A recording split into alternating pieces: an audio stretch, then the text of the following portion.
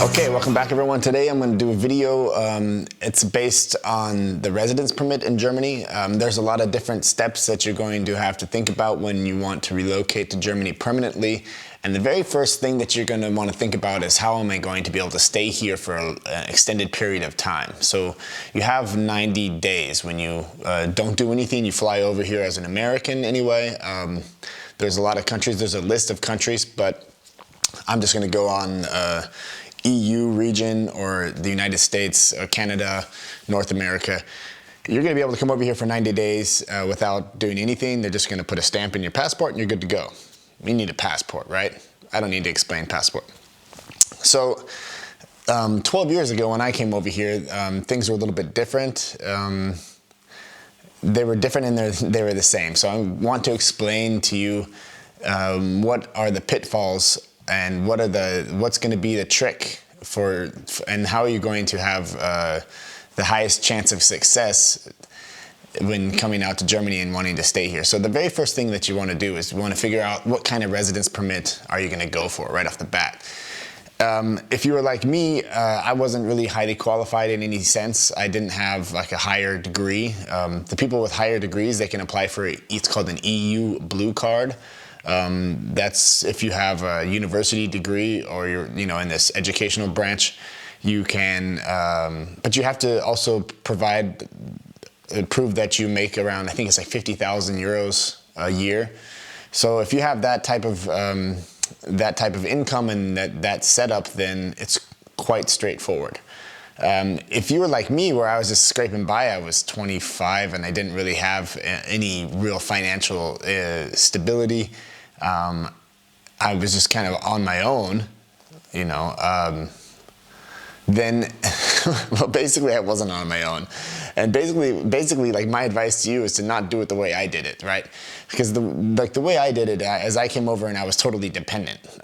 So if I was to do it differently now, and if I was going to try and do it in an independent way, I would come over to Germany and I would know I can apply for a permit right off the bat. That's about, I can say 6 months without work, so that I have time to get all the administrative processes figured out and done and checked off. So what's the very first step then? If I want to do, like, I have 6 months, I can go down to the alien authorities, is what the translated word is, and say, hey, look, I'm an American. I just showed up here. I got off the boat and I want to be able to stay here for an extended period of time.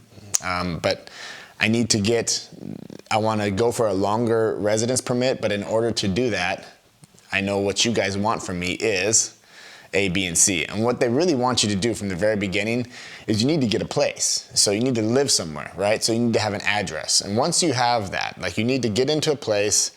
And just getting a place is going to be a challenge. I lived in I lived in Berlin for a while, and I lived in Hamburg for a while, and in both places we searched for apartments. This was a while ago. It's gotten even more competitive, especially in Berlin over the last 10, 12 years since I've been here. To find a good place in Berlin on a budget is not going to be easy, right? So I'm always going from, like, my perspective of, like, I don't have unlimited funds. I don't have unlimited support systems here. I'm basically just like, I'm deciding I want to move to Germany, but I want to do it on the cheapest version of that and have the most effective outcome, right? So in order to do that, like, you're going to have to really be in a big city no matter what. And the big cities obviously have higher demand for apartments. So you're going to have a little bit of savings no matter how you do it. Like, the cheapest apartment that you can find probably in Berlin that's, manageable, still going to cost you a good 700, 800, maybe even 1,000 euros a month, right? So, and showing up here and that's going to be the first requirement. You have to have a place, because if you don't have a place, then you can't register yourself anywhere in Germany, and that's very important. You need to be able to have a solid address, and once this address is set in stone and you have the lease, everything follows after that. So this is the absolute first step. So in order to come over to Germany, you have to have a place event, like, that's within this 6 months. hopefully sooner, right? Like you need a good month or two. If that's I can understand that, but you need to be like on the search. And it was in Hamburg. It was a moment I remember being there with my wife. Even with you know, she's a German. She knew the rules. She knew how it worked. And even with her, we were looking at each other, shaking our heads, because there's just a line out the door for these open houses and apartments in Hamburg. And like I said, that was probably 8 or 9 years ago. Yeah, and so it's only gotten more competitive. So you need to have money, right? You need to have, I would say, a good 3,000-4,000 euros saved up just for that. Okay, so quick tip here. One thing that I forgot, because I haven't done it forever, so I just decided, like, I'm gonna go on the local city website here where I live and say, hey, look, I want to register my apartment. And I realized that, like, there's no, like, what they need, actually, they need something from your landlord, right? So you get this lease, but you also get a piece of paper from them that confirms that you live there. So it's not just the lease itself; it's the actual formula. Or how would you say that? It's a. Sometimes my German, I get off the phone, I can't even speak English. So basically, it's just you get a piece of paper, and in this piece of paper, it's got all the things that they're going to need from you at the local registration office. So you need to remember to ask for that when you are. Maybe you get it automatically, but I never got it automatically with my recent apartment. So you need to ask for it. You say, hey, look, I need to go register myself. Can you please give me this formula? I'll put the name of it down at the bottom of the video. All right. On top of that, how are you going to get an apartment? You're going to go and talk to these guys in German. You know, do you need to have someone with you that speaks German? Maybe in your situation, you already have that.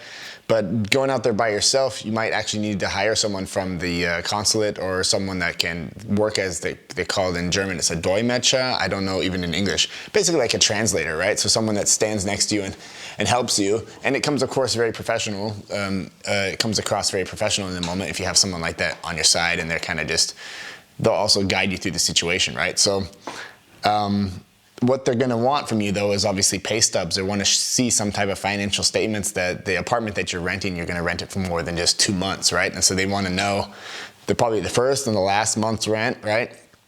And then obviously, yeah, like they want to see that financial security, right? So you need to have that in order. Because if you don't have that, getting a place and just sleeping on couches and doing that kind of thing isn't really going to help you to plant your feet here in Germany. You might have that extended period of time of 6 months, but still, like how are you going to get a job? If you know you need to get a job, that's going to be the next part, right? So you get the apartment. Let's just say we figured that out. You know, I feel like I should just get a camera and have it follow me and just try and see and show you guys what it's like to try and get an apartment here in Germany. That might not be a bad idea. But once you have a place, right? So you have a place, you paid your stuff, everything you got into this apartment, wherever it is, and the very next day you go down to the local, you know, city office, the city council, and you register yourself. So you take your passport, you take your lease, and you fill out a form. I don't know if it's in German, or it's probably most likely in German again. So I can show you guys what that looks like. It's tricky if you don't. Maybe they have an international version. I'm not sure. But you fill out basically this registration form and say, this is where I'm living. Boom. And when you have that, what that does is it allows you to get a bank account in Germany, because the banks, they want you to obviously show that you have a place that you're living at, and the only way to do that is through this official version of this registration that you do at the local city council, or the city offices, or whatever you want to call it. Okay, so the bank account is important. Why is the bank account important? Well, because without a bank account in Germany, you basically can't get health insurance or get a job. So those are the next steps. Once you have a bank account, you're going to be able to also pay your rent, right? Like having an international bank account sounds easy, and it's not though. Like it's tricky because you have lots of fees tied to these international transfers and stuff like that. So it's going to be easier for you to take a bank account here in Germany, and then the money that you make in Germany put into that bank account. The money that you already had saved in the United States is going to be expensive to transfer that money over to you. Say you have like $15,000 saved or something like that. I think you can bring a certain amount of bar, I say it in German, sorry, a certain amount of cash with you. I think it's something like 10,000. But who really wants to do that in the first place? And who really wants to pay the fees that are connected to these international transfers? I remember doing that at the beginning. I was still paying for bills in the United States when I first got to Germany, and just remembering like how much money was being sucked out of my account just from these transfer fees from international banking. So it's going to be important for you to get a bank account in Germany, and then make money here in Germany and just put it straight in that account, and then you can pay your rent out of that, right? That's just the whole surface. So I'm going to go back to it again. First thing is get a place. Second thing is register yourself. Third thing is bank account. So you got the bank account. Now you got to get health insurance, right? That's like a whole world for itself. I can do an hour video on health insurance. But the first thing that you're just going to want to do there is you realize that you have no choice in Germany, right? Like in the United States, you have a choice. You just don't get insured, right? I mean, I never insured myself at all. So excuse me, I'm going to take a drink of my cup of coffee. I never even thought about it. I just saved the $200 or whatever, you know? So here you can't do that. Here you have to pay health insurance. There's two systems. There's a private system and a public system. Depending on your income and depending on how you set up your job situation. So there's two things that you can do. You can be self-employed, or you can get a job. Being self-employed will allow you to privately insure yourself very cheaply, actually. Otherwise, if you have a job and you're getting you're employed by someone else, by a company, you can only be privately insured in that case if you make over a certain amount of money. I think it's something like 50 or 60,000 euros. So it's a lot of money that you have to make to be able to choose for private insurance if you're employed by a company. The public insurance system is also very good. I'm actually, like in my current situation where I make decent money, I still am publicly insured. It just, it's expensive either way, right? And so the money that you pay for that, you split with your employer, for example, so it's 50-50. Like I said, I can go into the health insurance thing way more.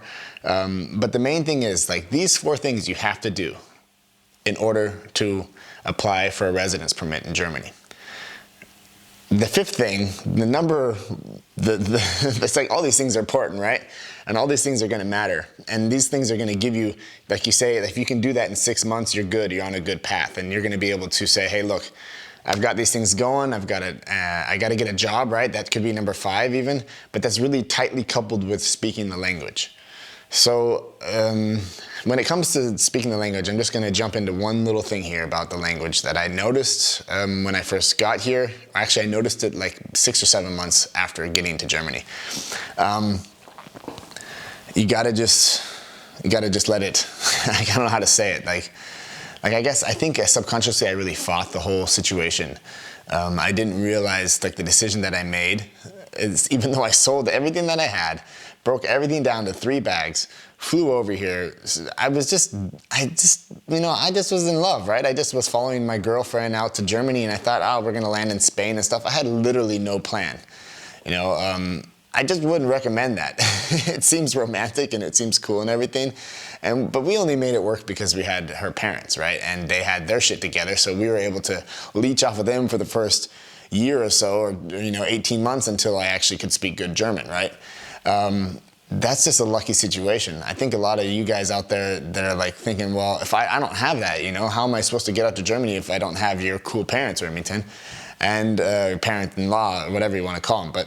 But that's what I'm trying to deliver here. So how could you do that without that support system? Like I said, you got to save up money beforehand. You got to have a plan, right? And you got to realize that like the German language you have to speak it in Germany. It's you can speak English in a lot of places, but it's not going to get you. It's not going to get you a permit. Like if you just decide to do all these things, but you keep your English and you never learn any German, they're going to limit your residence permit. They're never going to allow you to stay here like unlimitedly, and it just doesn't make any sense to do that either, because how are you going to integrate yourself into the culture, and how are you going to be part of this this world that you moved into if you can't speak the language? English is always cool. It's always like a second thing where you can be like, well, I can speak English, and that's on top. It's kind of like but it's a second language here, and that's how you have to handle it for yourself too. So what I wanted to say at the beginning is that me moving out to Germany and not really realizing the decision that I had made, it took me about 6 or 7 months for me to kind of accept the differences and kind of see the interesting sides of the culture and kind of let it soak in, and as opposed to just being like, well, why do they say it that way? Why do they say it that way? It was more like, oh, well, why is it that way? And why is it that way? And eventually, like, that change in my mind allowed me to kind of let the language in, and I started like dreaming in German, and I started like, basically the communication became way easier because I was able to communicate on a level with people that didn't have to, like, the language stopped like blocking me from communicating with people, basically. So at the beginning, you think you put a lot of focus on how to say things right, but once I realized, and once I kind of let things go, I realized that that a lot of our communication, which we all know, is like visual. So just sitting there and at a party at the end of the night and drinking beer or whatever it is that gets you off, you know, kind of letting your guard down and just being yourself and just making mistakes and being authentic in that sense really allows you to integrate, and that's the idea, right? And once you get to that point, once you've got all of these administrative things behind you, it's going to be pretty much, smooth sailing. So let's just focus on it one more time. I'm going to recap, like, how do you get a residence permit in Germany, right? I wrote it down, that's why I'm looking. Get a place, register your place, get a bank account, and then get health insurance. Once you got those things, the whole time you're learning German, because all those things that you're doing, all those ways, all running around here, looking at the street signs, listening to the radio, listening to your podcasts, like German. But you got to do these administrative things, and so that's your job when you first get here, is to solidify your stay and getting these things done that are basically going to set you up for success. So thanks for listening, and talk to you later.